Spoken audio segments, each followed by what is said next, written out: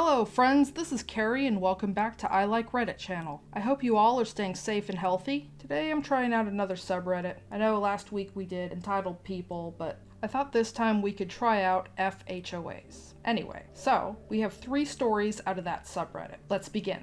Our first story is posted by VladVlad666. HOA Wants a War?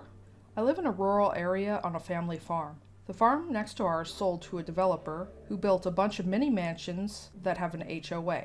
Now the mini mansions back up to my family farm. I get a letter once a week from the HOA complaining about a tractor sitting in the field at the front of my property, where it can be seen from the street. We're working that field and the tractor is necessary. I've had them complain about barns, outbuildings, and the sound of large tractors when I'm seeding. And once have my grandfather, who saw people he didn't recognize checking out his barn, went out with his double-barrel 12-gauge to see what was up. They were HOA inspectors who declared their right to inspect buildings to make sure it met HOA rules. My grandfather is not politically correct, and I was pleased that he restrained himself from using the buckshot to register his opinion of the trespassers. And yes, our property is fenced in and posted. I was informed by the HOA that they were going to fine me $1,000 a day until the offending striations and machinery were removed. I informed them that my property is not part of the HOA, and if their inspector sets foot on my property again, I would have them arrested or let my grandfather loose on them with the double barrel. They went nuts and called the county sheriff's office. Having lived in this town for generations, I know the sheriff, and he came out and asked me what was going on, and I told him. He also visited the HOA and heard their demands that he take immediate action to protect their inspectors. They were less than happy when he informed them that since my property is posted and fenced, I was well within my right to not allow them on my land. Also, because of our livestock, a 12-gauge is not unreasonable because of predators. He also informed them that I'm not a member of the HOA and have no requirements to allow them on my land. And if he gets another call, he will arrest the inspectors for criminal trespass. I have since been sent a letter from the HOA's lawyer telling me to cease and desist all operations until they get a court date because they are suing me for damaging their property value. I forwarded the letter to my lawyer who, after he got done laughing, was amazed. First, because the court can issue a cease and desist order, and secondly, we've been here farming for 4 generations. I've spoken with the HOA board and told them to leave us alone, or we'll be more than happy to play our lawyer is better than their lawyer. I was informed that the developer of their property assured them I'd be selling my land for development to an organization like his that has since resolved into the ether. They were more than a little surprised when I told them that we were currently training the 5th generation to take over, and we have no intention of selling our farm. Period. Seems the developer left them with the impression that I was selling my property to be developed like my neighbors had been, only to make his money and run. God have mercy on overzealous HOAs. If you're enjoying the content so far, please put a heart emoji in the comments section down below. Our next story is posted by Deleted.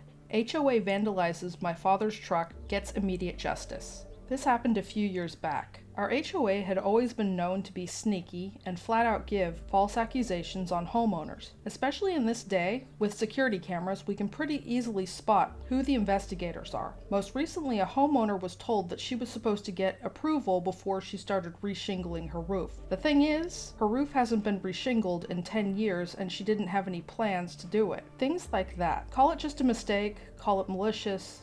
A few years ago, we had our time to shine. It was a simple morning, and I was still temporarily living with my father at the time. Well, one morning we decided to go out and get groceries, when we found that his pickup truck had been smashed into. Nothing was taken, it was just smashed into. In fact, I still have pictures from that day before the cops arrived. The cops arrived, they do some investigating and found a rock inside the truck from a house down the street. Unfortunately, they couldn't get them to admit to a crime, nor could they even prove it was them. Understandably, criminals grab things that they find, but this was suspicious. The rock, I should say, was a special kind of rock. One that no one else in the neighborhood had, some rounded polish type, very unique. After this incident, I installed security camera on his house. Well, not 2 days later, we got an HOA violation for a vehicle eyesore that needed to be removed. just 2 days later. I'm confused how such a letter could have been written up so fast, but I started to suspect foul play. One day we were home and we had a knock at the door. The HOA called a code inspection officer. The week hadn't even been over yet, so the parts to fix the truck weren't delivered yet. We weren't paying expedited shipping for damages that we didn't cause. And the truck was so old, insurance probably would have just totaled it, but the truck has sentimental value to him, so he wasn't going to just get rid of it. It still ran great. Code inspection tells my father that vehicles that do not run need to be removed. They both stop talking and take a second. They both almost say it at the same time. Don't I know you? Turns out the code inspection officer went to the same church as my father, and they knew each other. This isn't the malicious compliance yet. We're only just beginning. The officer tells my father that if he can show that the truck starts, he's going to write it up as being in code. My father starts the truck just fine and the engine isn't damaged. He tells him to go on with his day and have a good one. At this point, we're furious because we're starting to suspect that the HOA may have done this, as there's no other way they could have possibly known so fast. Unfortunately, our turn of the street had no neighbors with security cameras until I installed the one on our house, so it caught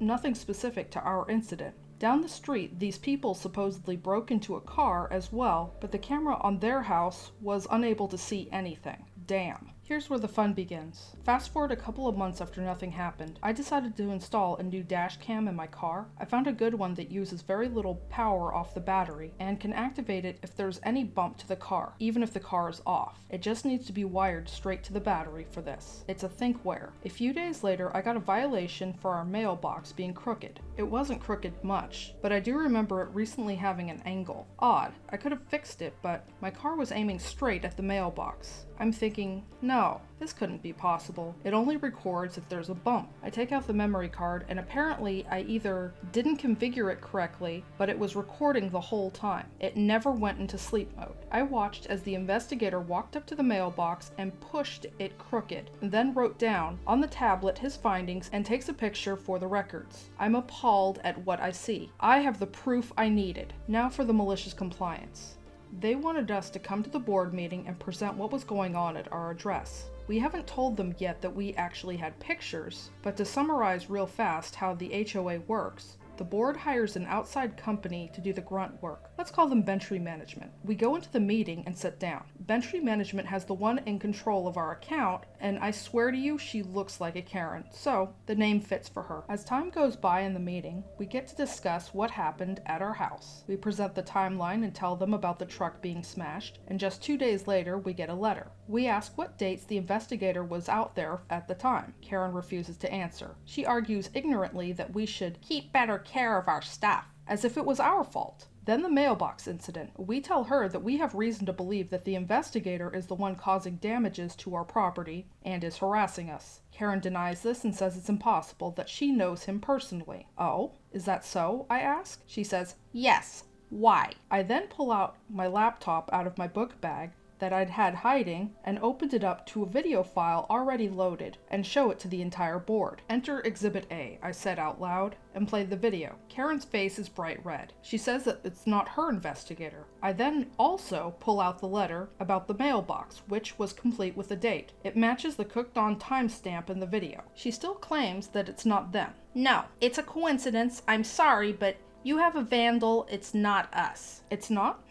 I let the video play, knowing that she's falling into a pit hard right now. As the man walks towards my car, you could see plain as day Bentree Management on his shirt. She's no longer red now. She's white as a ghost. The board looks over at her and asks her what she has to say about this. Karen is silent, has nothing except a few noises, which I assume was her brain trying to comprehend what just happened. I proceed to bring up a previous case which I happen to remember before we left for the meeting, where we had grass violations beside our house. Now this area they were claiming was actually not visible from the sidewalk due to the house's shape. I asked her point blank, has any of your investigators at any time walked onto the property illegally trespassing, knowing as per their rules they aren't allowed to do that? Karen is visibly shaking now and muttered out, no, of course not. With her head down, unable to maintain eye contact with me, she probably feels I have more evidence, but unfortunately I didn't. So I ask again, and she asks, why? Our neighbor,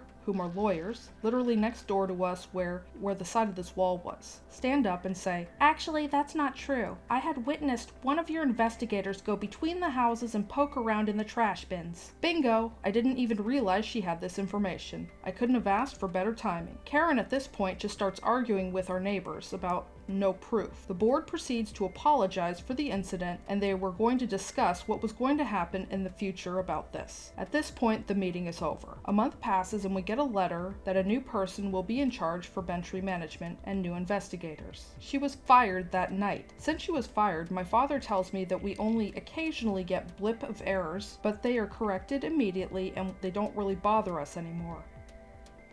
Our next story is posted by JMoney6. I got my justice today. Takedown, proportion, epic. To set the stage, I just turned 30, I have a good job, and spend my money wisely, save and invest. I grew up dirt poor and have nothing handed to me in life. Late 20s, the software company I had been at went public and I crashed out and moved back home to Florida. With nothing to do, I started investing in rental properties with a good friend of mine. This started about a year ago with the HOA president, where I had purchased 2 condos. This man was in his late 60s and thinks that he's the second coming of Jesus. From the get-go, he made comments about being young and buying houses, why my parents weren't co-signing, or it must be nice to have a trust fund. Both properties had existing tenants. One still there, one left. My business model has been to completely remodel each property between tenants to get the maximum rental income. Construction was hell. Literally everything was a problem. Dumpster smelled, contractors leaving at 5:05 p.m., being accused of not pulling permits. You name it, the HOA president tried to meddle his way in. I submitted 6 rental applications and all got denied. I was never given a reason, but the board was happy to cash my application fees. I got my company's attorney involved, and it took 6 months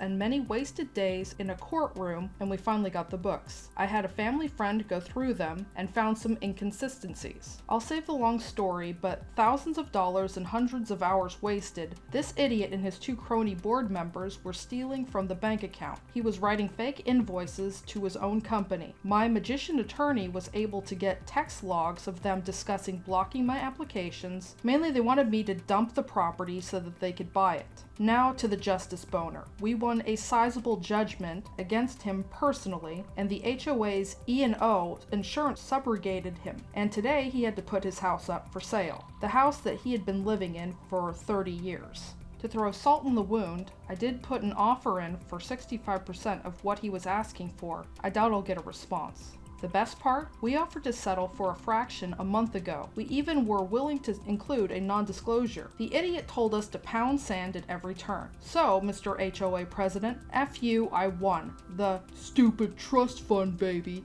Won and you lost. Sorry for the rant, none of my friends or family care about it, and all told me to just walk away. I figured you all may enjoy it. That's all the stories I have for today. Links to the original Reddit post will be in the description box below. Please stop on by Reddit to show the OP some love and an upvote. If you enjoy my videos, please comment, like, share, and subscribe. Don't forget to hit the bell notification to let you know when I upload new videos. Thank you for watching and have a wonderful day.